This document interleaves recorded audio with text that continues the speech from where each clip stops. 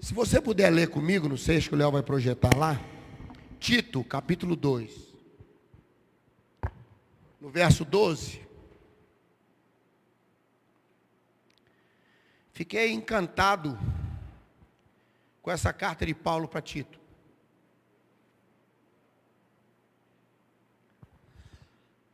Encantado, irmãos. Paulo escreve uma breve carta para Tito.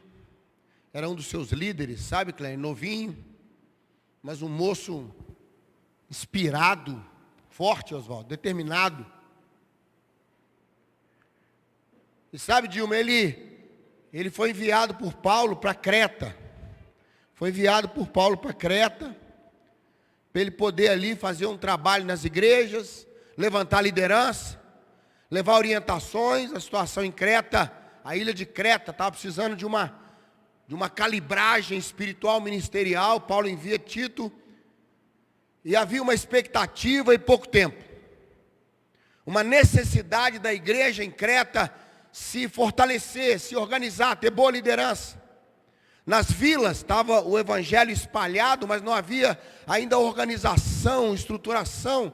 E Paulo percebeu que aquele lugar não podia ficar desestruturado. E Paulo falou: olha, eu tenho esperança que logo, logo vocês todos estarão calibrados. E ele envia então Tito. E aí nessa parte da mensagem, no verso 13, põe o verso 13 para a gente entender o contexto desse. Paulo fala no 13, enquanto aguardamos com a esperança. Se você conseguir aí a atualizada, você põe para mim, ao meio atualizada, que vai ficar mais dentro do que eu gosto. Ele fala, enquanto aguardamos a esperança, obrigado querido, aguardando a bendita esperança e que a glória do Senhor se manifeste. Paulo falou, olha, nós temos uma esperança, ela é bendita, ela é boa. E o que eu queria falar um pouquinho nessa noite para você, é uma mensagem que eu chamei de esperança protegida. Porque Paulo, volta no 12, por favor, querido. Paulo dá uma orientação para Tito. E aqui que eu queria trazer para mim e para você também hoje. Nossa esperança, irmãos, precisa ser protegida. Amém? Protegida. A Bíblia diz que às vezes a esperança ela é adiada, ela vai mais tempo do que a gente pensava. Há um provérbio que diz que a esperança estava disposta a esperar, né? Mas a esperança se alonga. Nós estamos vivendo no nosso país uma esperança estendida. Eu lembro que às vezes eu ia comprar alguns aparelhos domésticos, a pessoa falava, o senhor não quer pagar um pouquinho mais e ter uma garantia estendida? Porque havia uma garantia dada pelo fabricante, às vezes uma garantia até dada pela loja, mas eles falavam assim, olha, você pode estender essa garantia. Eu queria abençoar você hoje e dizer que essas 3 coisas que eu quero compartilhar com você, que Paulo pede para a gente viver isso. Paulo está dizendo, isso vai estender a esperança, vai dar a ela força, vai dar a ela proteção. A minha oração a Deus por nós hoje é que nossa esperança não fique desprotegida, irmãos. Amém? Você recebe isso aí? Não vai ficar desprotegida. Sabe por quê? Nossa esperança tem sido muito atacada. Atacada por notícias, atacada por fatos, atacada por situações, atacada por contextos, pelo medo. E a esperança ainda precisa caminhar um pouco. Paulo diz, ela está chegando, é bendita a esperança. Vai haver uma manifestação da glória de Deus. A ilha de Creta vai ser cheia da glória de Deus, como foi. Como foi? Tito fez um excelente trabalho em Creta. Mas aqui Paulo desafia a gente. Eu fiquei encantado com essas 3 coisas. De repente Paulo muda a fala. No início da carta, ele está dando uma série de orientações.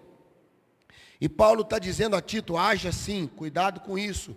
Orienta pessoas assim. Os mais velhos devem agir assim. Os mais novos devem agir assim.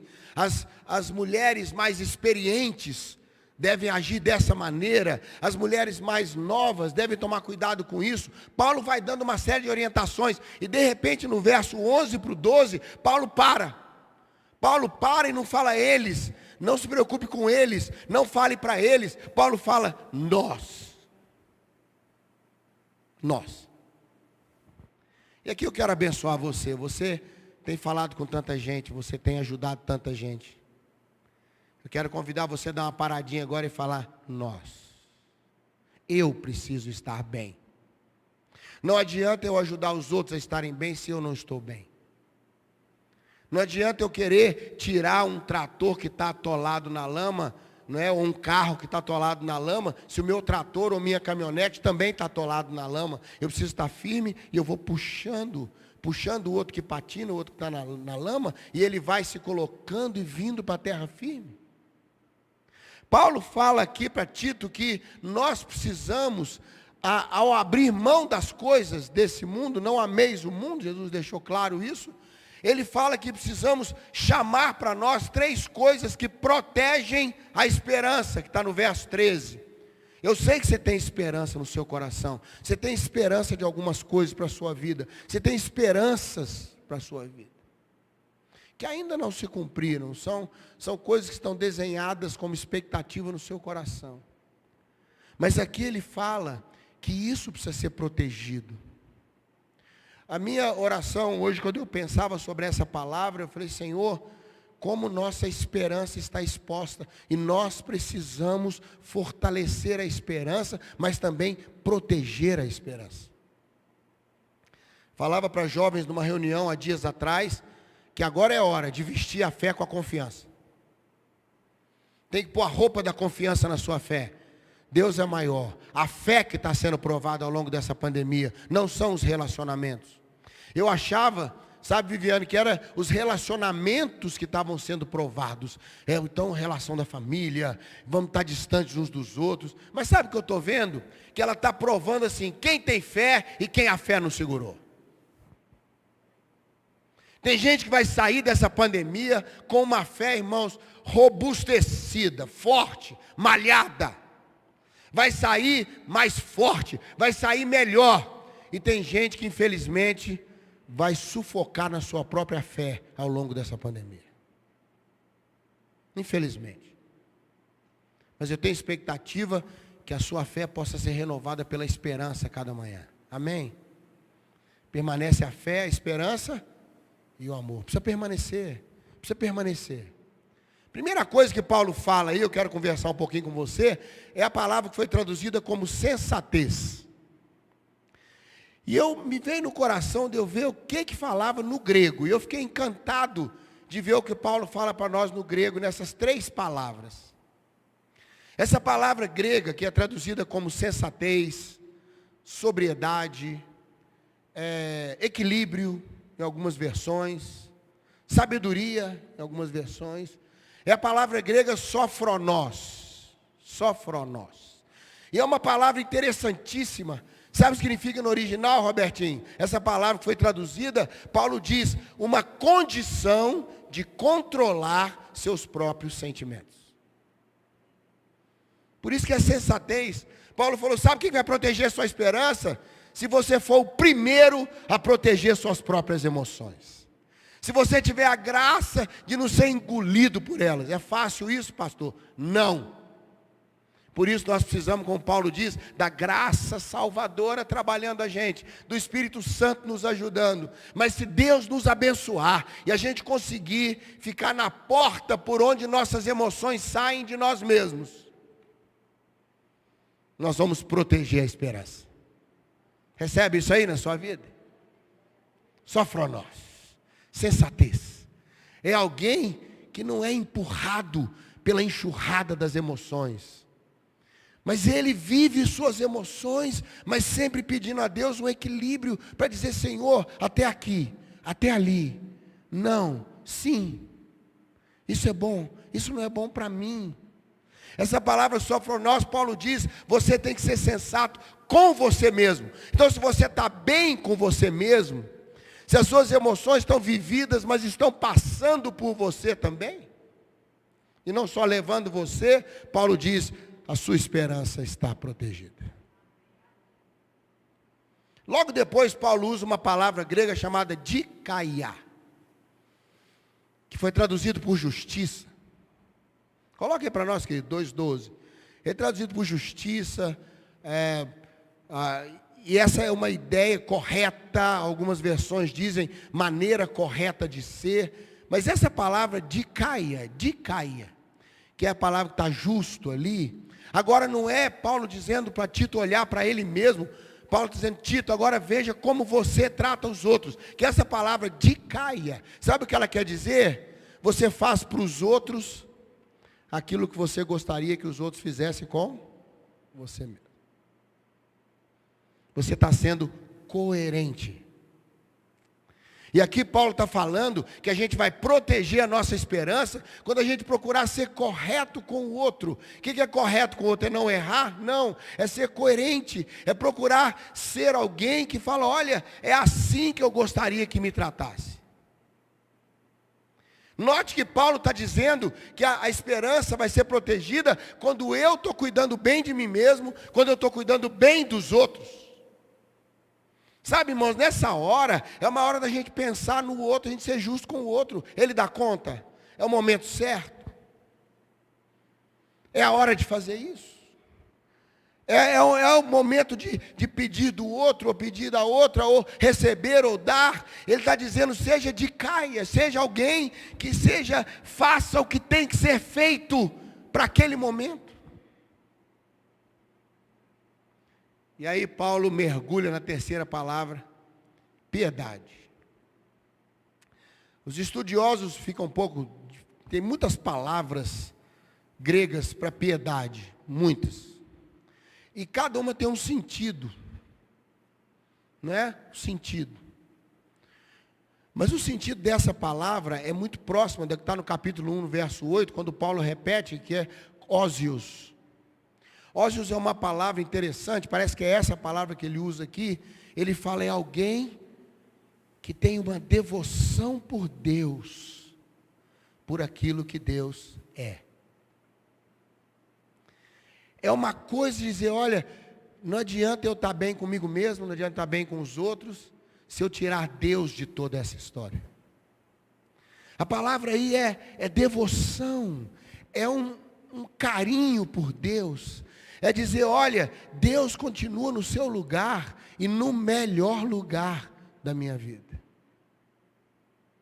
Eu quero pensar nele, eu quero me dedicar a ele, eu quero deixar que Deus saiba que ele é muito importante nesse momento da minha vida, quando a esperança está em andamento, mas não chegou. E eu fiquei muito encantado, não sei se toca seu coração, mas eu falei, meu Deus, se eu conseguir essa situação interior, aí eu vou estar como Gaio, que João fala na sua terceira carta, quando ele fala, vai bem a sua alma. Irmão, o grande prejuízo ao longo de toda essa pandemia foi na nossa alma. Emoções, sentimentos, estresse, medo, desafios, não só da doença, mas do que está em torno da doença, desempregos, lutas, problemas na família. Quantas coisas caminharam nesse momento, e nós estamos expostos. Então nossa esperança para ser protegida, e a minha oração para nós hoje, daqui a pouquinho nós vamos orar, é pedir ao Senhor, ó Deus, me dá a condição de ficar na porta por onde os meus sentimentos saem de mim. Amém? Isso vai evitar você de tanta dor, tanto problema. Ó Deus, me dá a condição de eu ser coerente com o outro, de eu ser justo, nem para mais, nem para menos. De eu achar a medida. Dikaia quer dizer, olha, você está sendo correto na medida que está usando. Você está sendo correto na ida e está sendo correto na volta. E depois eu quero pedir a Deus também que nos dê essa condição de não perder o Senhor no meio de tudo isso, irmãos. Não perder a piedade. Tem pessoas que estão endurecendo durante a pandemia, estão perdendo a alegria, estão perdendo a graça, estão perdendo a beleza de olhar o Senhor, cantar o Senhor. E daí que estamos um pouquinho separados na igreja, e daí que temos que esperar um pouquinho para ter um culto ou outro. A nossa fé caminha conosco, e nós amamos o Senhor que estava antes da pandemia, e vai estar depois da pandemia. Quando acabar tudo isso, e daqui a pouquinho vai acabar. Em alguns lugares do mundo, sabe, Salvador, já tem cidades que estão abertas. Tem cidades já voltando à vida normal. Alguns países na Europa já estão voltando à vida normal. São menores do que nós. Nós somos um continente. Aqui vai demorar um pouquinho mais, com certeza, né? Pelo volume de pessoas. Tudo no Brasil é grande. Como é grande na Rússia, como é grande nos Estados Unidos, como é grande na China, como é grande na Índia, porque são países grandes. Não dá para você ficar medindo com países pequenininhos da Europa. Seja justo no seu julgamento. Mas alguns já privilegiados pelo seu tamanho, população, estrutura, país de primeiro mundo, já estão voltando ao normal, irmãos. E aí nós vamos dar uma paradinha. E aí eu queria que a gente pudesse dar uma parada e falar: eu fui sensato, eu fui justo, eu fui piedoso durante a pandemia. Ou eu perdi a oportunidade de ser eu mesmo quando as coisas mudaram? Quero desafiar você a nunca deixar de ser você mesmo. Você custou um preço muito alto para o Senhor. Deus amou a mim e a você como nós somos. Não que Ele queira que a gente fique como somos, mas Ele nos amou como nós somos. Eu gostaria de orar com quem está aqui, gostaria de orar com quem está lá conosco na internet. Vocês concordam a gente orar sobre isso? Pedir ao Senhor que nos dê essa sensatez. O que é a sensatez? Conversar bem comigo mesmo. Não ficar brigando comigo mesmo o tempo todo. Não deixar as emoções saírem correndo igual cachorro que foge de canil e é perigoso. Saindo mordendo os outros. Que Deus nos dê justiça. Um coração justo, Senhor, é isso. Não é isso. Nesse peso, nessa leveza, nessa condição de ir e vir. O outro. Que o Senhor nos dê piedade. Algumas versões dizem: viva piamente. Viva de uma maneira mais santa possível. Procure fazer o que mais agradaria o Senhor no meio de toda essa pandemia. Alegre o coração de Deus. Amém? Não faça orações amarguradas, doídas, pesadas. Não fique gritando com Deus. Deus está pertinho de nós. Fale do seu amor para Ele. Deixe essa pandemia aumentar em qualidade a sua relação com o seu Deus. Recebe isso hoje? Feche seus olhos então, vamos orar ao Senhor. Convido você também que está conosco na internet, vamos orar. Vamos pôr isso diante de Deus. Não tem sido um tempo fácil para ninguém, mas será um tempo possível, porque Deus é por nós. E se Deus é por nós, quem será contra nós? Vamos ficar de pé para a gente orar, quem está aqui, quem está conosco em casa, onde você estiver vendo. Eu quero abençoar você em nome de Jesus. Pai, eu creio nessa palavra. Eu creio que o coração de Paulo era puro quando escreveu essas coisas para Tito. Eu creio, ó Deus, que isso saltou das Escrituras e se tornou para nós a palavra de Deus para esse tempo que nós estamos vivendo. Pai, eu quero abençoar agora cada um que está aqui, cada um que está na internet. Quero, ó Deus, estender a bênção e pedir que o Senhor nos dê sensatez, nos dê, ó Deus, um coração justo e nos dê um coração também piedoso, amoroso, que olha o Senhor e diz: o Senhor continua sendo o amado que anda dentro de minha alma. Ó Deus, dá-nos essa condição.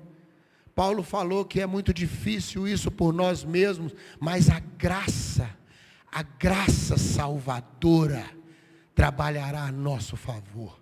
Eu quero pedir que a graça trabalhe, para que tenhamos uma esperança protegida, para nós, para nossa casa, nossos filhos, nossas famílias, nossos colegas de trabalho, irmãos da igreja, vizinhos, família, que sejamos, ó Deus, extensão dessa graça.